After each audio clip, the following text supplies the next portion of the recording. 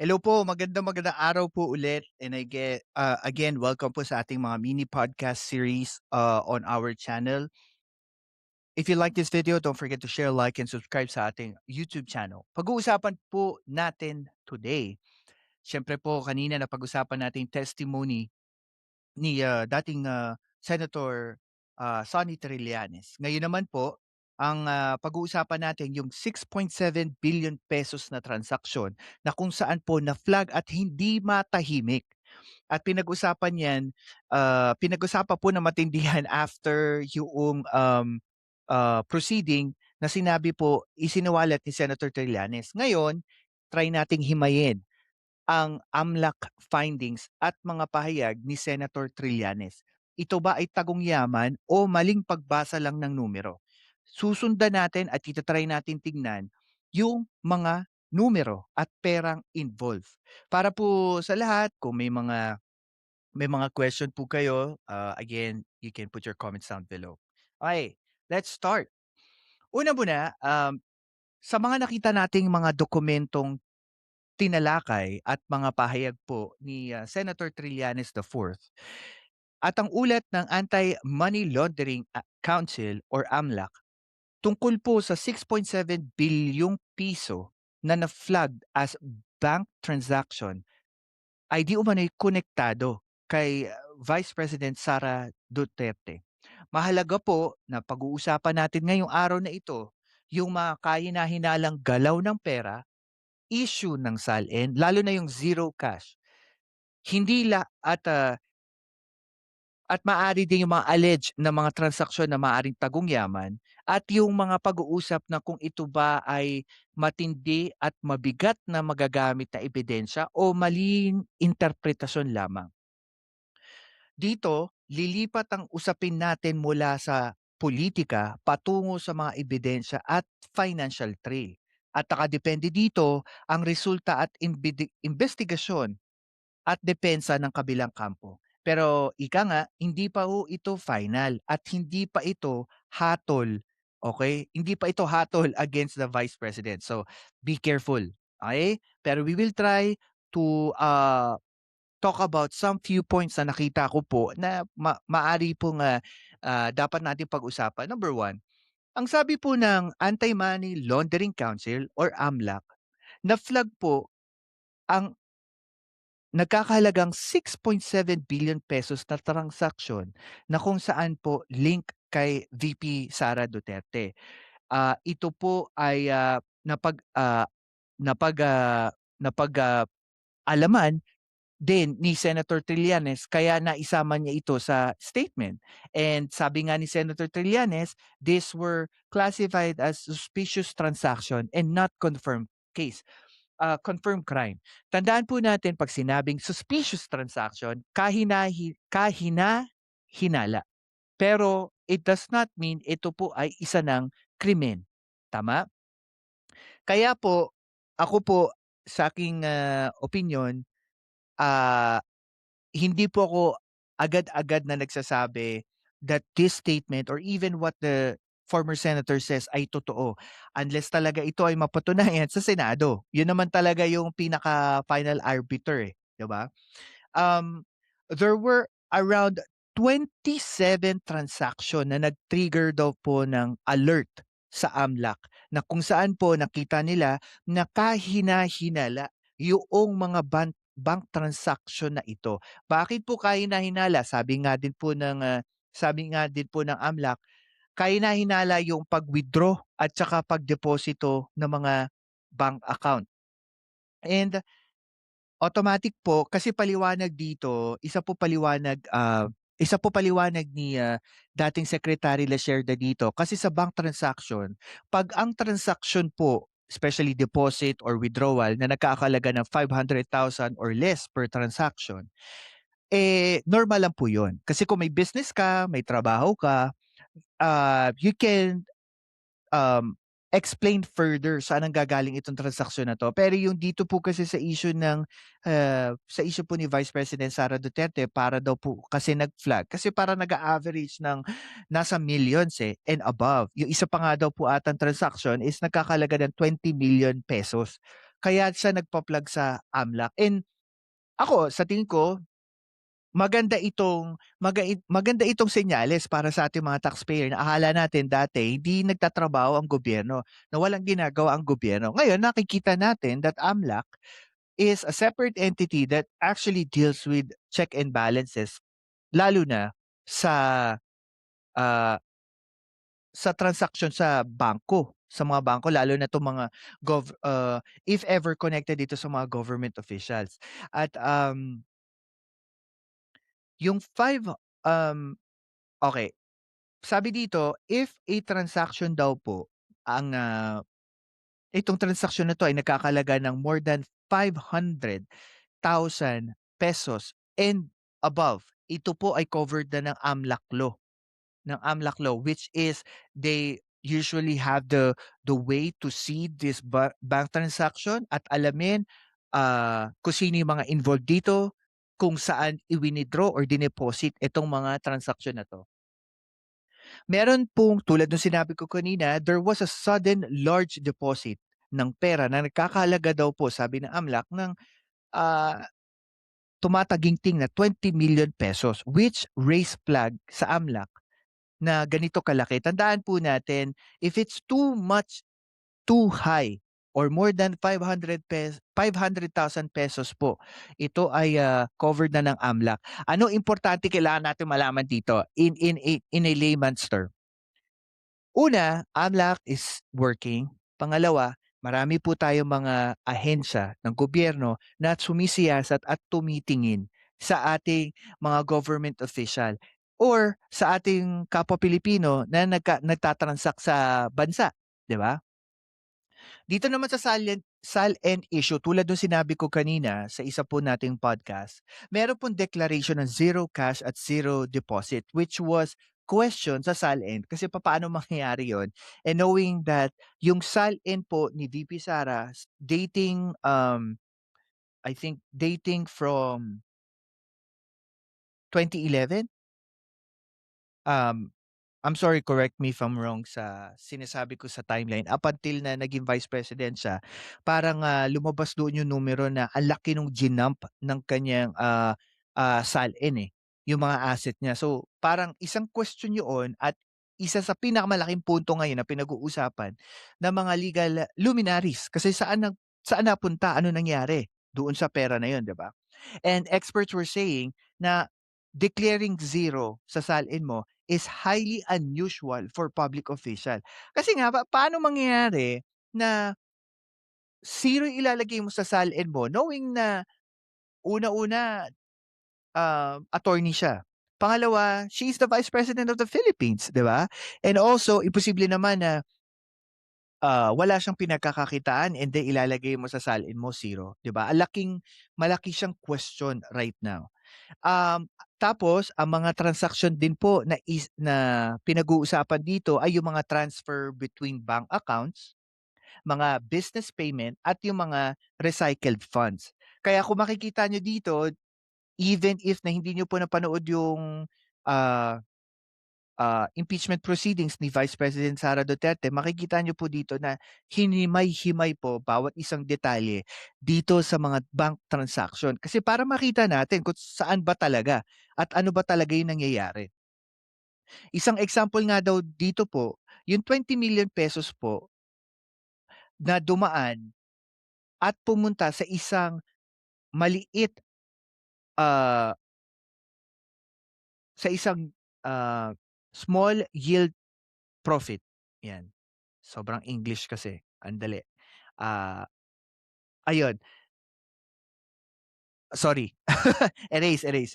Sabi po dito that, another money na pinag-usapan dito ay hindi naman kasi yung iba parang sinasabi na maaaring kita ito sa bangko, 'di ba, pagka nag-deposit ka. Ang sabi dito, ah, yoong mga pinag-uusapang malalaking pera na involved ay hindi po ito dahil sa kinita ng account na yun o, um, dahil sa kita ng pagde-deposit ng pera sa bangko.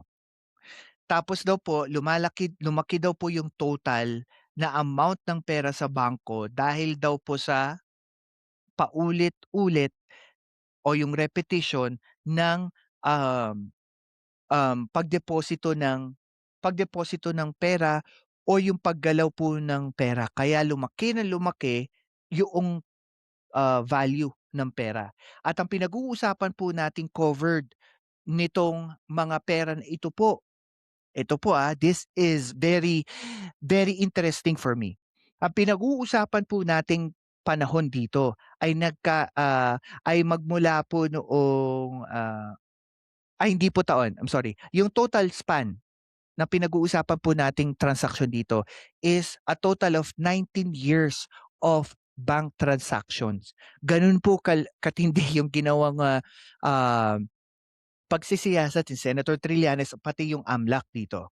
And sabi dito, only about 86 million pesos lang po ang maaring mapunta doon sa impeachment proceedings na pag-uusapan dito sa issue na ito.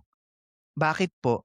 As far as we know, there are some transactions na wala na pong koneksyon sa articles of impeachment at minarapat na lang po as far as AMLAC and also Senator Trillanes to focus more on the transaction na maaari pong madawit directly si VP Sara at yung pamilya Duterte. Another question na kailangan natin tanungin, yung data na nanggaling po sa AMLAC, ito po ba etong data na 'to alone, masasabi nating isang matibay na ebidensya? Ang sa akin po, ang opinyon ko diyan, kulang pa po ito. Bakit po? Kasi kailangan pa rin itong patunayan, kailangan pa rin magkaroon ng challenge ito galing sa kampo ng mga Duterte. Bakit po? Kasi siyempre, ang naririnig lang po kasi natin right now is yung kampo ng mga nag-aakusa. Hindi po natin naririnig yung kampo ng mga Duterte. Para sa akin po, I am pro-justice dito. Gusto ko pong marinig at maintindihan ang opinyon po ng ating Vice President. Ang hindi ko lang po maintindihan bakit napakatapang niya magsalita sa social media, sa press conference, sa SMNI, pero kapagka siya po ay iniimbitahan sa kamera para sagutin itong mga ito for clarificatory question, hindi naman po siya hahatulan sa kamera eh. This is only for clarifying questions, clarificatory question. Ba't hindi po siya humaharap? Ang masakit po dito, ang hindi niya pagharap dito ay isa lamang pong senyales na lumalawak ang tanong sa bawat Pilipino na sumusunod dito sa proceeding na 'to. Para bang, totoo ba kaya 'yun? Wala naman si VP Sara, sino magpapatunay? Even her lawyer, bound po sila to limit their answers kasi hindi po wala silang karapatan to answer ano, secondary to the Vice President, eh. Dapat po talaga si Vice President yung magsasalita or magbibigay ng kanyang sagot. So literally, habang hindi po nag-a-attend si Vice President Sara Duterte, napakarami at dumadami ang mga tanong dito sa issue na ito, 'di ba?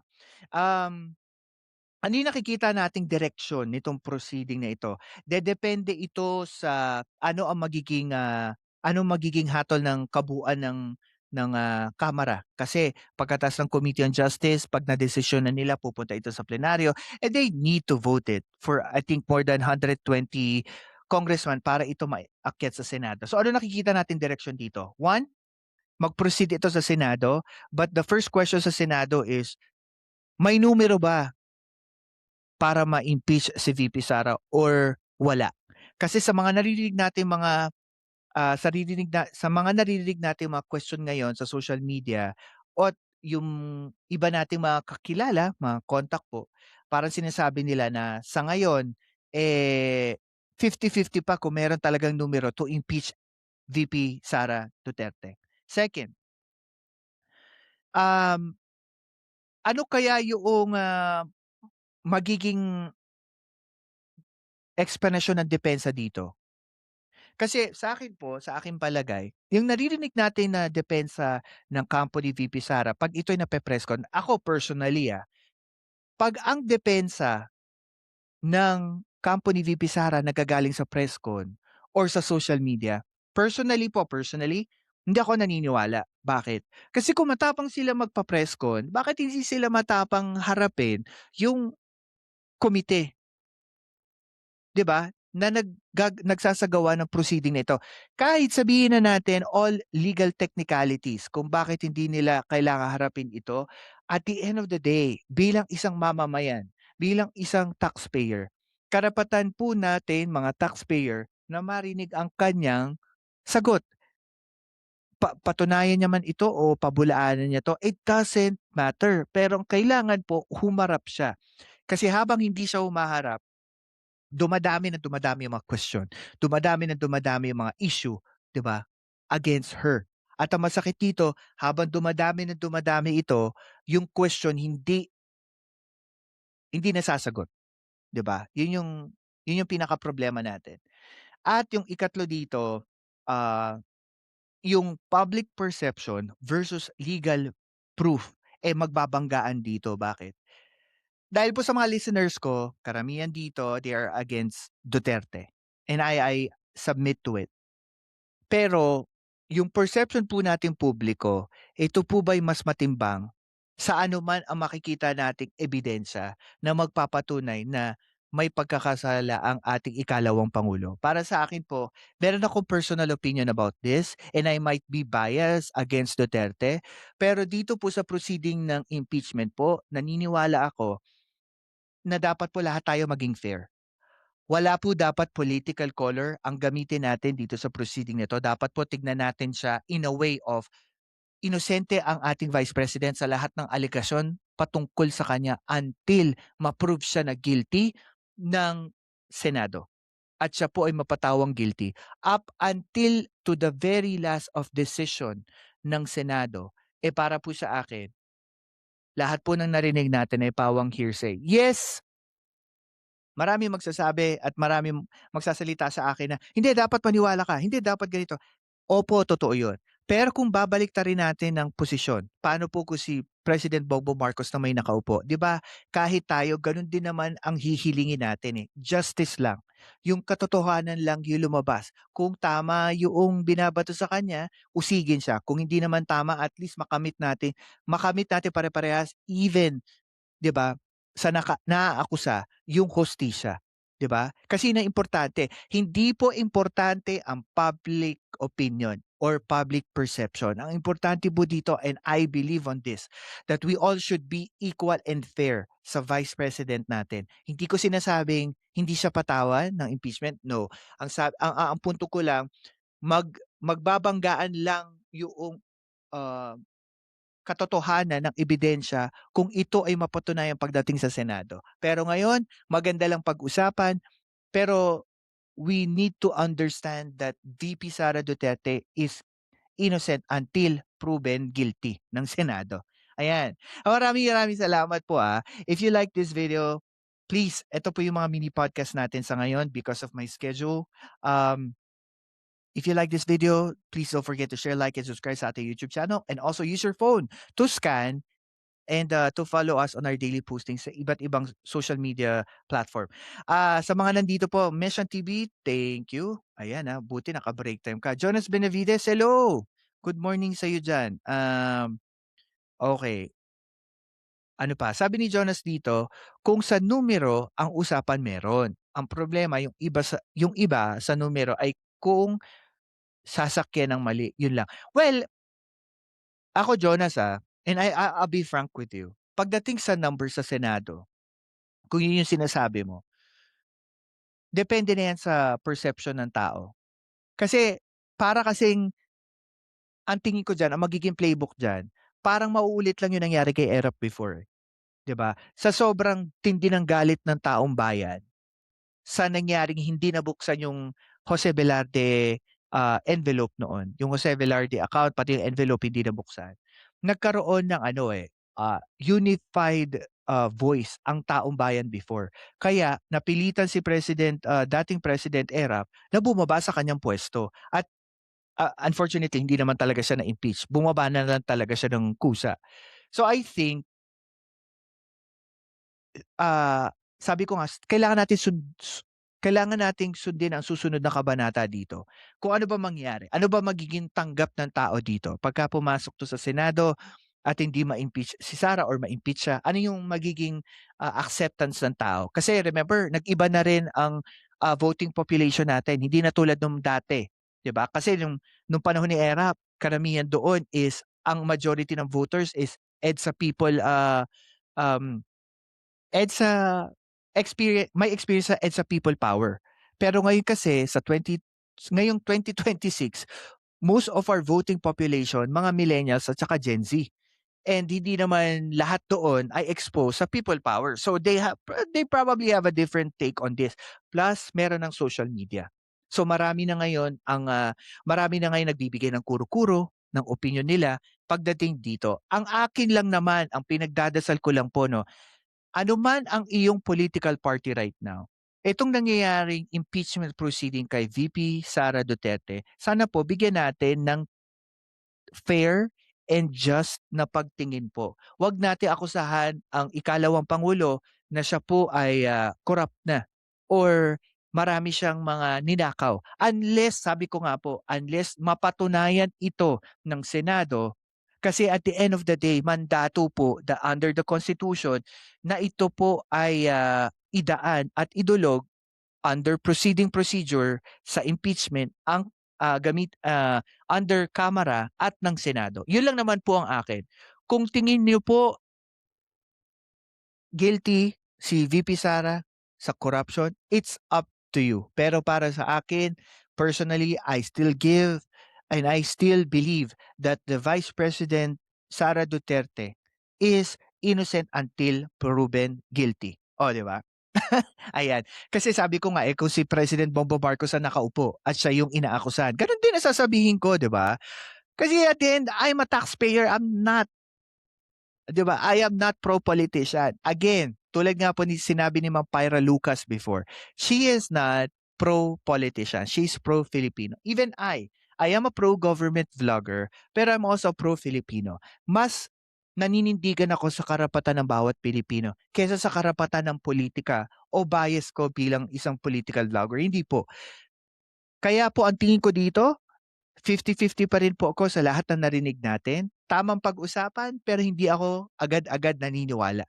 Kasi hindi pa po talaga napoprove na guilty si Vice President Sara Duterte. Ayun po. If you like this video again, don't forget to share, like, and subscribe sa ating YouTube video. And again, God bless and God first po sa inyong lahat. Ako si Professor Roland Simbulan at ito ang Philcast, kung saan ang katotohanan ay walang takot na sinasabi. Like, share, and subscribe na.